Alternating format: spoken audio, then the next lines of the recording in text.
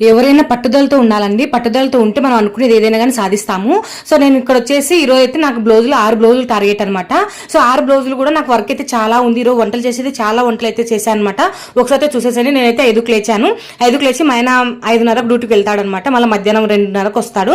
So 5:30 డ్యూటీలో నేను ఆయన కేర్ అయితే చేయాలి. అందుకోసము పప్పు కుక్కర్లు అన్నానికి పెట్టేసినాను. అలాగే టమాటా పళ్ళ కూర అయితే చేసాను, తొందరగా అవుతాయనేసి. ఆ విధంగా నేను కేర కట్టేసి తన డ్యూటీకి అయితే పంపించేస్తాను. తన డ్యూటీకి పంపించేసిన తర్వాత మళ్ళీ మాకు టిఫిన్ కూడా చేయాలి కదా.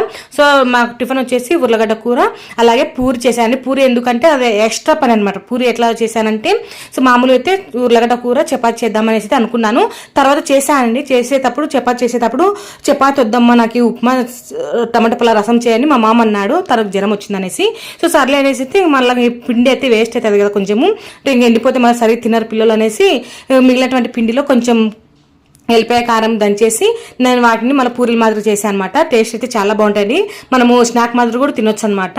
సో ఇక్కడ వచ్చేసి నేను ఇంకా ఉర్లగడ్డ కూర, పప్పు కూర, ఉర్లగడ్డలు పప్పు కూరలు అయితే వేసేసాను. అవి ఉడికేసరికి ఇక్కడ టమాటా పళ్ళు ఉర్లగడ్డలు అయితే కొంచెం పక్కన పెట్టేసుకున్నాను. నేను టైం అనేది అసలు వేస్ట్ చేయనండి. ఫాస్ట్గా 1 by 1 ఒక పని చేసి రెస్ట్ తీసుకున్నామంటే పని అంతా వేస్ట్ అయిపోతుంది. 1 by 1 ఒక్కొక్క పని చేసుకుంటూ వెళ్ళామంటే మనకు కూడా అలసట అనేది ఉండదు, నిదానంగానే అవుతుంది.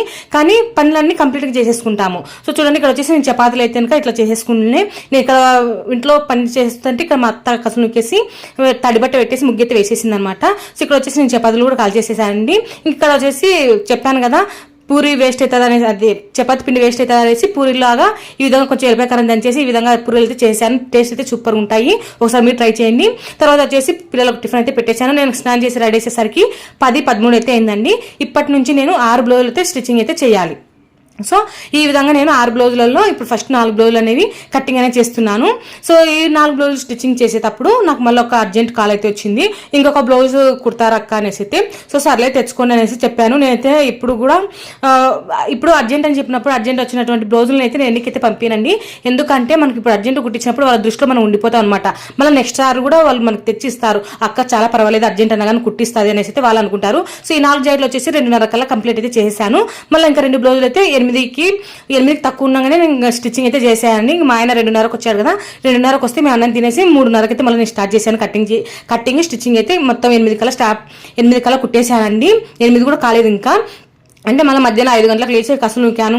తర్వాత వచ్చేసి మళ్ళీ వంట చేశాను. మళ్ళీ నైట్కు పిల్లలు ఉన్నారు కదా, పిల్లలు ఉండే పని కొంచెం పొద్దుగాలు చేస్తే తింటారనేసి అయితే మళ్ళీ మధ్యాహ్నం అయితే అన్నం వండానులేండి.